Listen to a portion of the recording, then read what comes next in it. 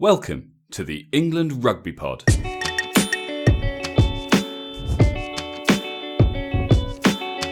Thanks for downloading episode 74. After the disaster in Paris, England are in desperate need of a win, and they've got Ireland at Twickenham on Saturday. You're listening to the England Rugby Pod, the rugby podcast that still believes England will win the World Cup in 2019. Hi guys, welcome once again. Not the best of weekends after what we thought was going to happen. No. Sorry, yeah, that was me introducing Dan. He's obviously got used to an official intro. I have got used to an official intro, and I quite like my official intro. But no, it was a bad weekend on all counts. You got nice sunny weather in Portugal. England rugby got shown to be perhaps not where we believe it to be. Again, so this is the worry, isn't it? Look, this is 2 weeks. It happened against Scotland, and we kind of said, "Oh, well, teams have bad days. They're going to come back and they're going to smash France and put the critics, shut the critics up and get back on track." And it didn't happen. And what worse than that, I think, is that they made the same mistakes. So they didn't react at all to what they got wrong against Scotland. So it's the same mistakes, and we'll go into more detail about that. I mean, I've heard quite a few people say, one loss doesn't make them a bad team, 2 losses doesn't make them a bad team.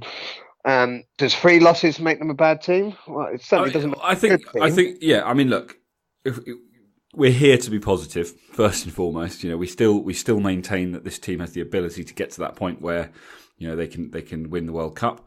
And we're going to stick. I believe that. And we're going to stick with that because that's what we believe. And so they are a good team, but there are fundamental issues that they need to sort out. Is it to do with selection? Have they got the wrong guys on the field? Maybe that's something we can discuss. I don't think you can kind of simplify it by saying 1 loss is okay, 2 losses is okay, 3 is not. I don't think that they're going up against Ireland. It is at home, which is an advantage, obviously. I don't know. I mean, ultimately England played terribly, and yet the result wasn't. It was still relatively close at the end. So here's the biggest issue for me, and people don't seem to be mentioning this. Last week, when we did our chat, I mentioned that Anthony Watson said there'd been no talk about going for that bonus point. Try. They're just talking about winning, and we were like, "Oh, bullshit! Of course you'd look for it." But actually, I don't think they had planned to go for that bonus point win. I think they were going to go for the win. To me, that is a completely wrong attitude. Why would, when Ireland get that bonus point win, the only way you can win the Six Nations is getting a bonus point win. Why do you not go out there and give everything you've got to get 4 tries? England never played. England never had that strategy in their game. And God forbid in the World Cup, come the last pool game, for argument's sake, we need a certain amount of points for us to qualify to the next stages. What, do we go out with the attitude, we'll win the game and then we'll see what comes? Or do we go out with the attitude, we need to win by, 30 points? So we do everything we can to win by 30 points. And we just didn't seem to have that attitude. And that to me was the most frustrating thing of the weekend. Yeah, the result was pretty frustrating. That didn't help. I think the thing is, right, a win without the bonus point would have been, we'd have looked at it and said, okay, this is England looking forwards. Get the wins when you need to get the wins. The reality is, and kind of the point I was making before, is that France are not a very good side. They beat England, but they weren't brilliant. They made a lot of mistakes. England had opportunities they didn't take. At the same time, France also nearly beat Ireland. Yeah, for France are probably better than we give credit for them. But also, don't forget, this French team is missing a lot of the players that they had versus Ireland. True. Because they didn't bring back those guys from the incidents in Scotland. They still haven't brought them back. So all those players were missing, including the likes of, Teddy Thomas, for example, who's shown himself to be a quality player. Yeah, it's. It'll be interesting to see. I don't really care, to be honest, but it'll be interesting to see what happens in the Wales-France game. I don't know. I think, I don't like to agree with Jerry Guscott, but I think it was him that said, England, if England want to stop the questions, they have to beat Ireland. Simple as that. Yeah, it was him. Go to Twickenham on Saturday, beat Ireland, and you can talk about 2 bad games. You can talk about things to work on, positives and everything else. Go to Twickenham and lose to Ireland as well. 3 losses out of 5. I mean, that's problems. I don't think they're insurmountable. No, I agree. But I'm not really sure where you go from there, other than just sort of fearlessly holding on to the belief that they're good enough. We need to see something different. I think this is what I found so frustrating about the weekend was, we'd kind of put all this faith in, I'd pick, like I said, I'd pick the same back row. Well, I regret that now, because my whole reasoning behind that was these guys are capable of running and managing the breakdown. Well, they went out again, and we knew in advance that France were going to target the breakdown the same way that Scotland did. I don't understand how they can go out and fail to protect the breakdown. I find it bizarre. Mate, I'm 100% with you. It blew my mind, and it's all very well in the back saying, and people are saying, Courtney Lawes. This has come up a bit, and I'm not blaming Courtney Lawes, but he's asked to carry more ball. He does that, but it's all very well carrying ball. But if you're carrying ball and not making yards, it's not that effective. So it's all very well saying, oh, Courtney Lawes is carrying the ball 50% more or whatever it is. But if he's not breaking that barrier and making those yards, is he the right person for it? I don't believe the second row is right in the back row. Well, it's certainly looking that way now, isn't it? I suppose the one silver lining to come from all this is that we've been calling for Don Armand for months. Donny Armand, he's in the squad. We don't know yet whether he's going to be in the 23, but you've got to be thinking that Eddie Jones is in a situation now where you've had your chance to say, give these guys another go. It didn't work.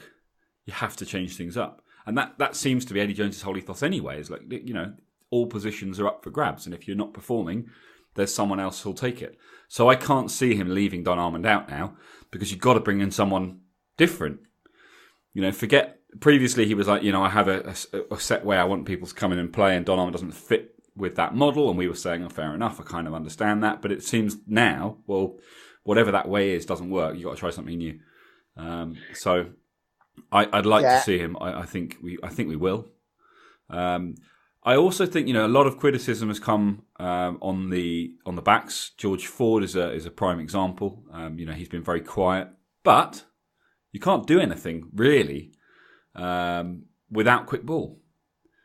In terms of running in tries and things.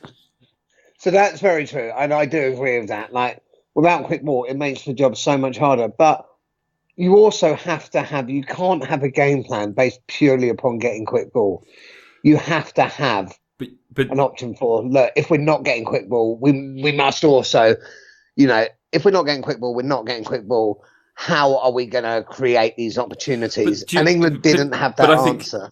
I don't think that's something you can plan for, because that requires individual moments of genius, which also requires the opposition to make mistakes at the perfect time to open up gaps. Like, you can't. There isn't a game plan for scoring tries without quick ball. I'm not saying it can't happen, because it can, and you can have individuals who can make have little moments of genius, but you can't plan for that. It happens in the moment. I agree, but I think you can plan for sort of tactically playing a better game. Right, if we're not getting quick ball, what we'll do is we'll make sure, the guys are deep, we'll put the ball in the air, we'll play it in their half. England genuinely, to me, the backs, a lot of the time looked lost. They looked quite lethargic as well. The amount of times, and I've just had a quick look at the match again, the amount of times England players took the ball completely static in the backs, which, yes, without the quick ball makes it so much harder. And I'm not, having to go at these guys, because it does make it hard. But the amount of times they were just standing still, when you see the ball slowing down, just add that bit of depth, just sort of look to add something to it. And George Ford, again, it's not his fault. As Eddie Jones says, with quick ball on the front foot, George Ford is one of the best 10s in the world, and he really is for sort of like reading the game, finding the gap. But is it time to maybe look at other options, because we're not getting that quick ball? We haven't solved that answer yet. So if you're playing and you haven't yet figured out the breakdown, perhaps you need to look at another options in the back, be it a Farrell at 10, a Tio at 12. Yeah, I mean, it's kind of dangerous waters, though, isn't it? To say we've had 2 games where we weren't getting quick ball, we need to get rid of our fly half. As opposed to saying, why aren't we getting quick ball? We're supposed to have world class players who should be able to who should be able to secure that quick ball. Yes, okay, come up with some things to do if it's not happening. But more importantly, why isn't it happening? We're not really a team that goes into matches competing to be one of the best team in the world who simply accepts that we're not very good at the breakdown, therefore we have to play our game around that. Like, that's not acceptable. It has to be, well, if the players on the pitch can't do it, if we're not getting quick ball because the guys in those positions aren't good enough at getting quick ball, then we need people who are. Yeah, mate. Actually, you are right there. You are right. You've got to. Yeah, I'm almost picking a team based upon, well, we're shit at this, so how do we solve it? Whereas we can't you're saying we need to solve it. Yeah, 100%. We need to solve it, not work around it, because it's a fundamental issue that any team in the world is going to be able to go, oh, it's England, well, we just do this, and then they can't play. How did England not adapt to this? Look, we're doing the negative bit now. There's some positive stuff to come, but let's get the negative stuff out of the way. How did England not adapt? How did they not? I mean, 11 turnovers to 3. That's crazy. That's inexcusable, especially after the week before. Yeah, I don't have the answers. It's so. I'm kind of glad that I was away because obviously when we watched it, I think on a phone. There was 7 of us crowded around a phone watching it at the golf club. A few beers down, and so it's harder to kind of really see it all and get into it and get frustrated. But I just don't know. It almost becomes laughable because you're just thinking, well, you've as good as been handed their game plan on a plate. And you've chosen to go, no, we're going to ignore that. We're going to assume that they're not going to do that. That's too obvious, and we're just going to go and play the exact same way we did against Scotland, only a little bit worse. Yeah, and at least when we lost to Scotland, at least Scotland had a world class first half. Yeah, at least there was a half reason, whereas France didn't. No, France weren't great, but they were the lesser. They were the less bad side on the day. They were less shit. Yeah, and it's really as simple as that. And even with sort of 5 minutes, England kept getting gifted. I mean, there was the gifted clearance right at the end, wasn't there, when France failed to clear the line? There was the line out that Itoje got away with, where he probably should have been pinged, and then it was just handling errors at crucial times. How can you be 5 meters out with the result of the game on the line? I mean, I know that handling errors, knock-ons happen, but it's times like that. That's where you want the world-class players who are going to make sure that first and foremost, it's not about who can get the glory. It's first and foremost, it's about how do I take this in and secure it and make sure that we get another phase, and we'll work our way over the line. We'll build the try, we'll score it, and we'll go away with a win and say, right, we need to improve. It felt desperate, and I think in the past, that's one of the things that England haven't looked desperate. They're 10 minutes to go behind. You still felt no, they're in control. They're going to just build it, and they did, and they scored. And you go, okay, performance wasn't great. They got the W. Back to the drawing board. Work on the issues. And this time it was just, desperation. It's that breakdown needs sorting. Simple as that. We know that at some point Billy Vunipola comes back, but other than him, we've got the guy. The guys that we have are the ones that we've got to work with. Is Rob Shaw the right guy? Lots of chat about how he's such a workhorse. Rob Shaw was probably our best player, in fairness. But you're right. Is he the right guy? I'm not saying. Yeah, I'm not saying he's not. I'm saying we can't just go. Oh no, Rob Shaw, he's a workhorse. He's in. Because it's about the breakdown. It's about saying who are the two best guys outside of Billy Vunipola to play 6 and 7 who are going to control that breakdown. And I actually think it's wrong to be like with Billy because, we hope and it's likely Billy will be back, but we can't guarantee that. He could, God forbid he'll come back, do a bit, and because we're talking with 2019 World Cup, and even if Billy comes back, plays really well, but then a couple months before World Cup, he breaks his leg. Yeah, absolutely. I mean, Nathan Hughes is obviously injured now. Yeah. So Ireland is again. We're going to have a game without a number 8. Well, you've got Simmons. Simmons isn't a number 8. I mean, I know he can play there, but he's not a number 8. I mean, it's hard. But I'm going to be interested because I think they might even try and play Don Armand at number 8 because Don Armand can play anywhere in the back row. Simmons. It might give him that extra freedom that he likes. Yeah, I mean, personally, I'd like to see Armand at 8, Simmons at 7, and Rob Shaw at 6. Yeah. Rob Shaw or even a Haskell at 6, either one of those two. Yeah, I didn't think Haskell played too badly. No, I thought he did quite well when he came on. Okay, well let's move into the positives because as you say, that there were some. I mean, let's start in the front row because we were talking about it yesterday, and obviously one of the big questions now is Dan Cole, Kyle Sinclair. Well, Dan Cole, I remember a few years back where Dan Cole was winning turnovers himself. Yeah. Well, he used to be a bit of a turnover machine. Yeah. Now, and this is like you and I were chatting sort of at dinner yesterday, we were saying in 20 minutes of Sinclair coming on, his stats are better than Dan Cole over 4 games. Yeah. Now, that's for me, whether you're a fan of Dan Cole or not, it's not writing him off. It's not saying your England career is over. It's saying you're not performing right now. Yeah. So you're dropped. And these are the things you need to work on. Yeah, a lot of it might be that he's been told, don't get involved at breakdown. He may have been told that. We don't know. But I can't believe he's been told that. I'd be surprised. Yeah, what's his value? If he's good at the breakdown, what's his value off the breakdown? He's not a big ball carrier. He's a prop, so he's not. Just defensively, as long as people are running at him, yeah, fine, he'll do a job. But he gives opportunities if he's out wide. So actually, if he's good at the breakdown, best place for him, surely. I would have thought so because I don't really understand what the front row have been tasked with. Because you look at Mako again, he used to be involved. He used to get quite a few turnovers. Well, he's now told clearly to be a ball carrier, hasn't he? Yeah, he is, but he's not carrying much ball. No.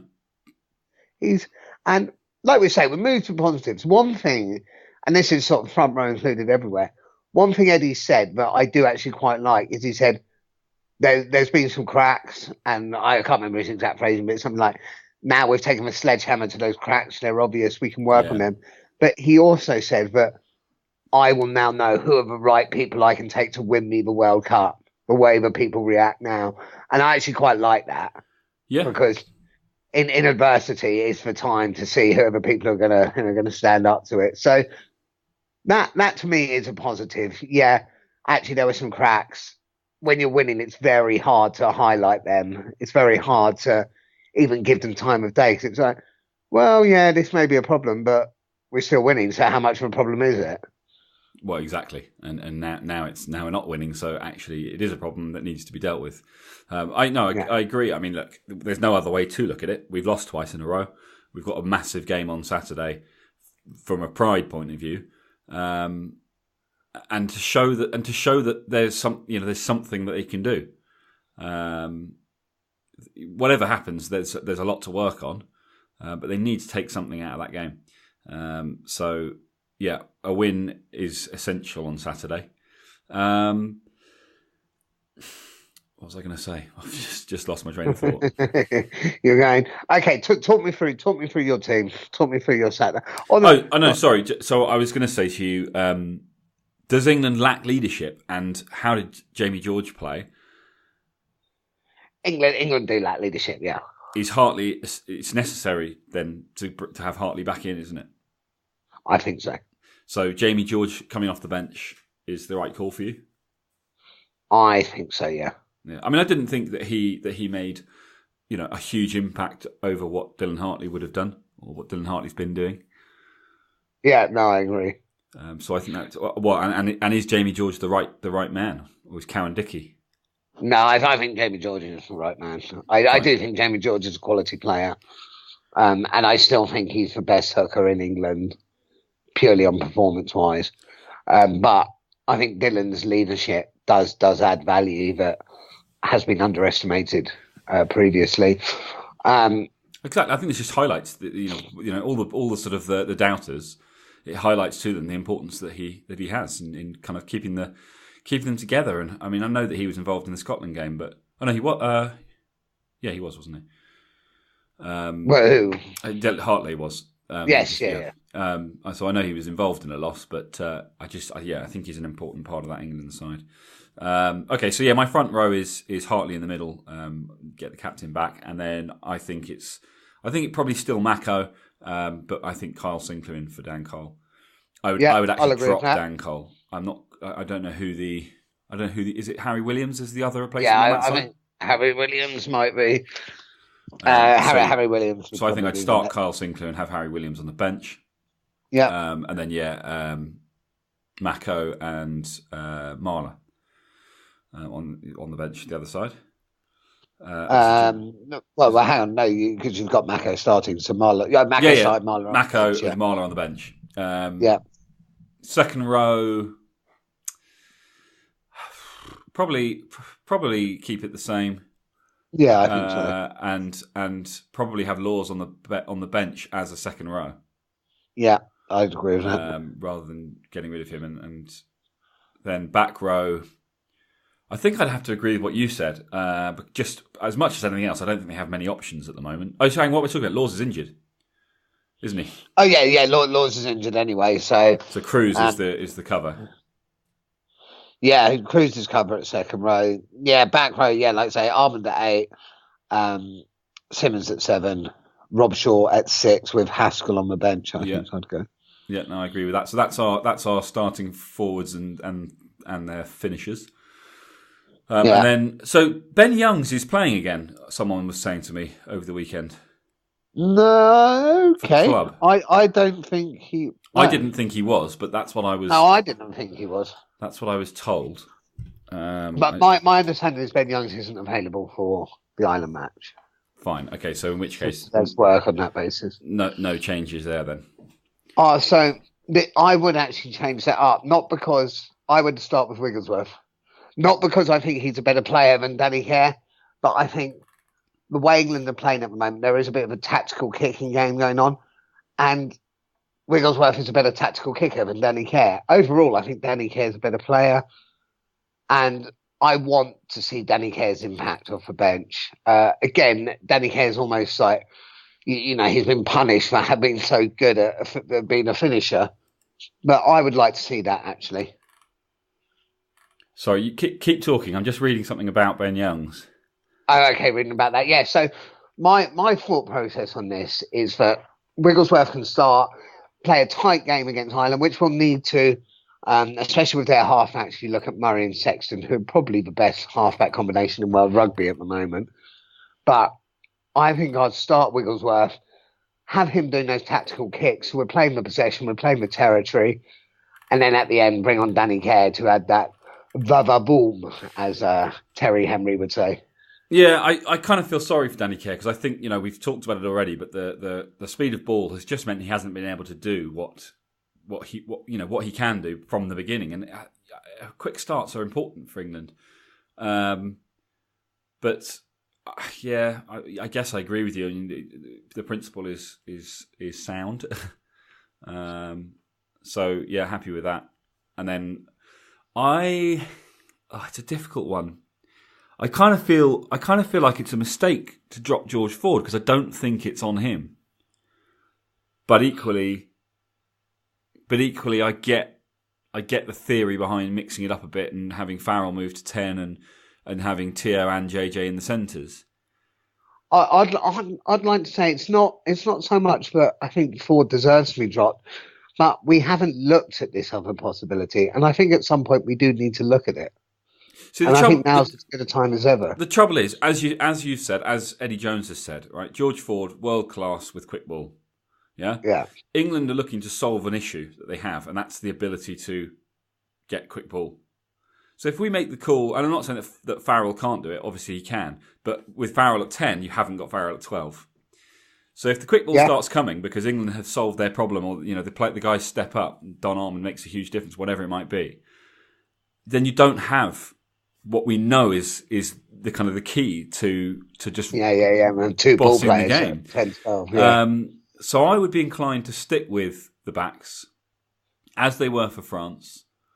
Well, we'll need to make some changes because of injuries, won't we? So I think the back three, you need to bring in Mike Brown. Who's because Elliot Daly's injured, isn't he? Oh, is he? I think so. I'm sure I read that. So I think you need to bring Mike Brown in and have Watson and May on the wings. Yeah. And bring Jack Noel back onto the bench. Well, Noel's still injured. So who's your extra cover? Who else? Solomona? Yeah, probably. The way he's playing at the moment. I think I probably would have Dennis Solomona as the extra cover the way he's playing. So I'm just reading that both Dylan Hartley and Elliot Daly are in a race against time to be fit for Ireland. Yes, yeah. So maybe Elliot Daly will be back, great, but let's assume not. So, but I think if Daly's back, I'm just not convinced by. And again, this was getting to a stage of the game where I wasn't really that with it anymore. How did Mike Brown play when he came on? Did he offer anything? No, but there was not much he could do. I mean, you can't. It was at that point where England were just, he come on and change the game? No, but he didn't have the chance to do it. Yeah, I mean, I guess the other thing is we know that Eddie Jones likes Mike Brown, and we also know that Ireland like to kick, and Mike Brown is seen as a particularly one of his strengths is dealing with the high ball. So I guess there's a good chance that even if everyone's fit, Mike Brown might well come back into the fold. I think he probably will. I think changing it up, how much value did it add? Not much. But then again, like we say, if suddenly this weekend we do solve this breakdown issue, are we missing a trick by not having? Well, I get this. So this is where I think it's just about making sure that that everyone who you would involve as the alternatives is on the bench. So if it works in the backs, it works. We know that whether we start JJ or we start Tio, as long as the other one is on the bench, there's the option to take Ford off, put Farrell at 10, and bring on the other centre and play that game. So that particular scenario works. The back three, I think, reasonably interchangeable. If Elliot Daly's fit, but he wants Mike Brown for the high ball, you've got May and you've then got May and Watson, and they're the four. So one of them's on the bench. So Daly, May, or Watson on the bench. Yeah. But obviously the option's there to take Brown off, move Watson to 15 from either the sidelines or the bench. And do you know what I mean? So I think they can work with that. I think you go out. You have to go into the game planning for quick ball. Maybe both. Maybe planning for quick ball through the midfield, and then have Mike Brown at the back to counter the Irish kicking game, which we would expect to see, and then react quickly if things change. But I think England have to go into the game with the confidence that they're going to solve this breakdown problem. They can't go into it trying to come up with a solution that works around it, because it's such a fundamental part of the game. Yeah, no, you're right. And I think we will see a different part of that, because, 1 week you can blow it off like, oh, whatever, it's not a big deal. 2 weeks in a row making the same mistakes. If it happened the third week in a row, that would be a disaster.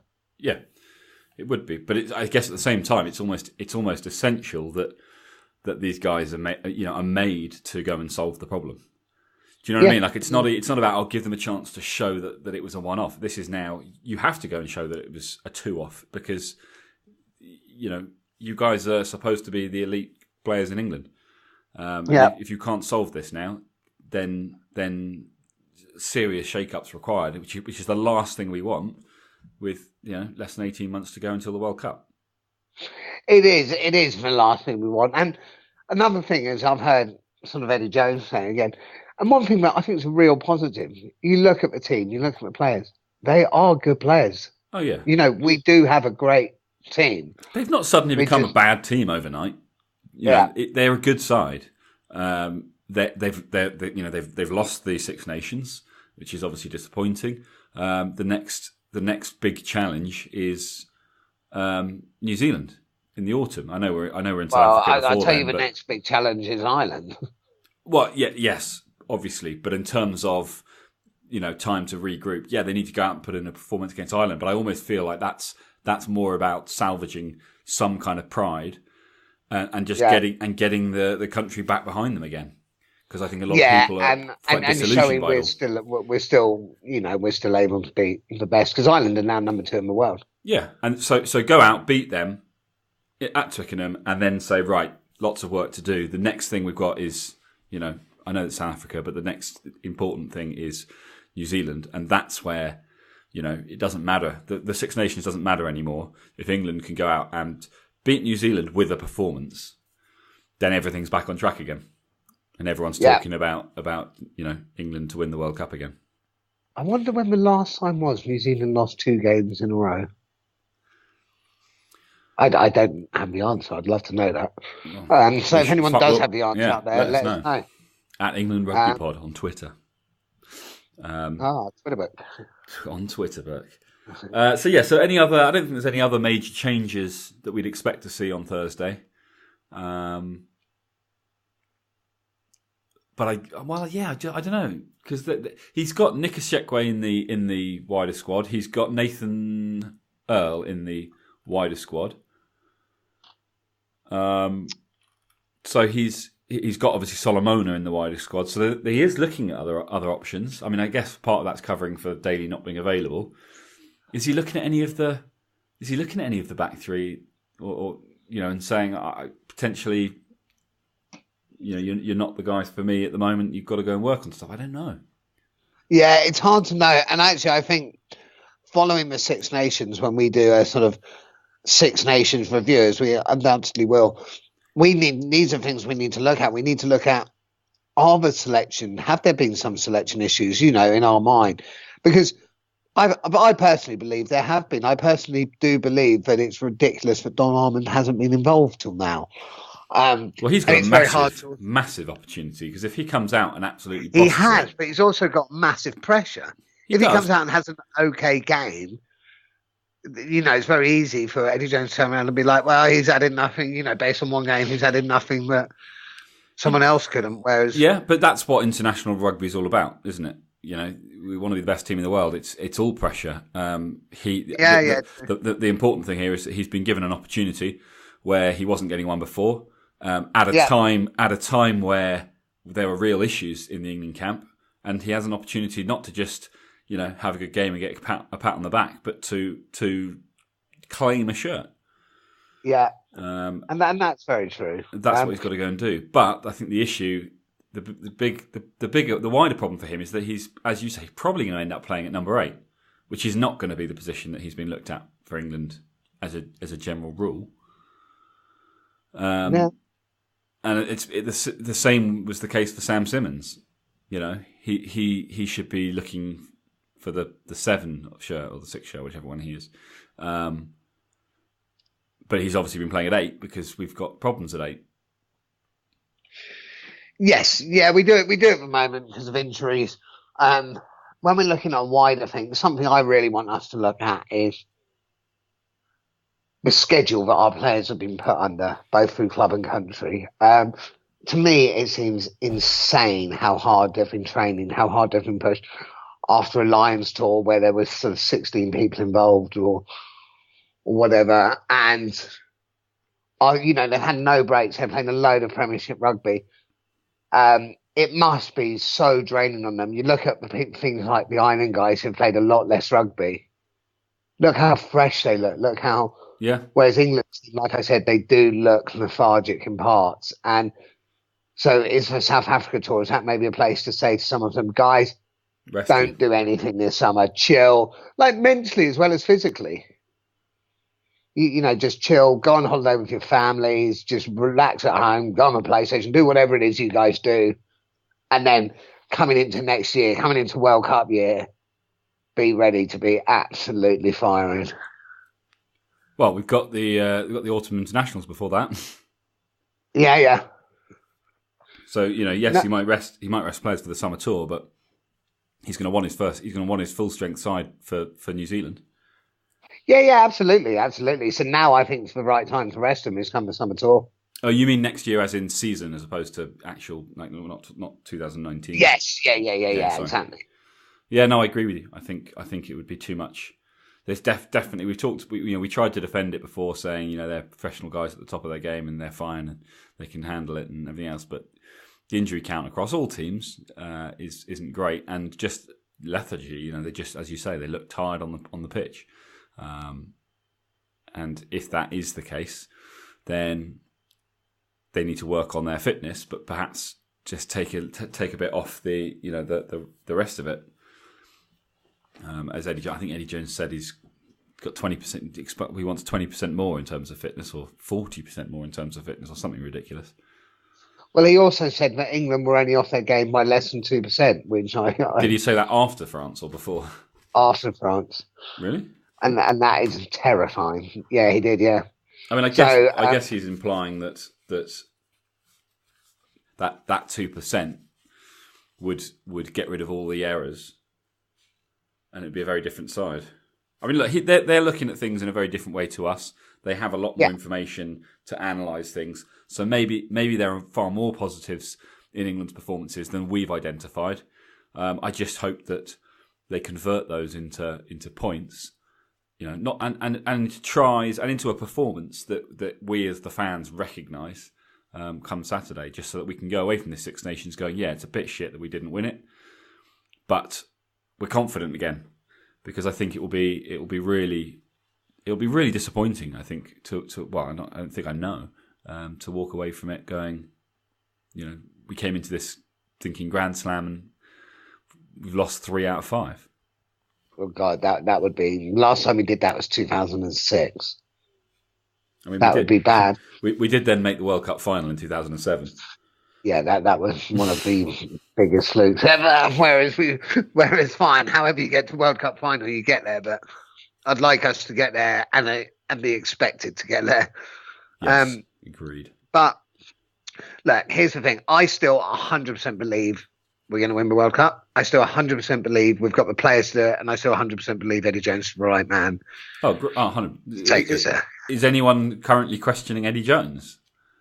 So there has been some chat, like some of the chat's been is that Eddie Jones' history apparently, and I don't know how much truth there is to this, I just heard someone say that, is he has a history of coming into these teams, having a great first couple of years, and really making a quick change, and then the teams sort of falling off the radar, be it because they're knackered, and apparently there's a history of that within his coaching. I don't know. I haven't looked at the stats or seen it, but inevitably people have questioned Eddie Jones. I think that's ridiculous. I do think, we still need to say, and it's getting harder, but it's still 24 out of 27. That's a good return. Oh, yeah, absolutely. But yeah, it needs to be 25 out of 28. It really does, yeah. Okay, I agree with you. They're absolutely ridiculous to question whether Eddie Jones is the right man. He clearly is. Look at the results. I think also, let's not forget that he's not out on the pitch. Yes, he's coming up with game plans, but those game plans will have been analysed every which way, and they will be solid game plans that aren't based on, right, we want to hit every breakdown and lose the ball. So yeah. Well, bloody hope not. Yeah. So the blame needs to lie with the players, not with the coach. Despite what we love to blame coaches, but I don't think England have the wrong game plan. I think they're just not executing. and that's why they need to turn things around and they need to show that they can execute. True that, player. Unfortunately, I don't have time to edit that out, so apologies, everyone.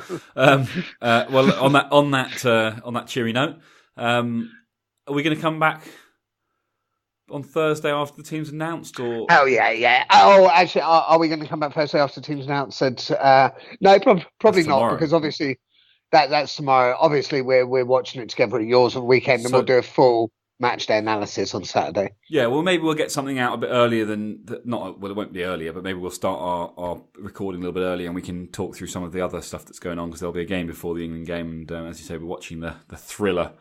It's all day, isn't it? So, but we can we can jump in and go over the team selection then, and it'll be interesting to see what happens. Interesting to see what happens in terms of who he selects. It'll be very interesting to see what happens on the day. So we will be back on Saturday afternoon, early evening, and you can then hear our almost final Six Nations report as England hopefully get back to winning ways. Let's hope so, mate. Let's hope so. Great. All right, guys. Thanks for listening. As always, get in touch with us on Twitter, Facebook, at England Rugby Pod.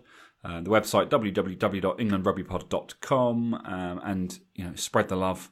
We're trying to get as many people downloading us now as we can, so that with each sort of competition, with each stint of rugby, we get a few more people in, because we want to try and make sure we're maxed out in time for the World Cup. So keep letting everyone know, keep giving us your reviews, and most importantly, keep listening. We'll catch you on Saturday. Cheers, guys.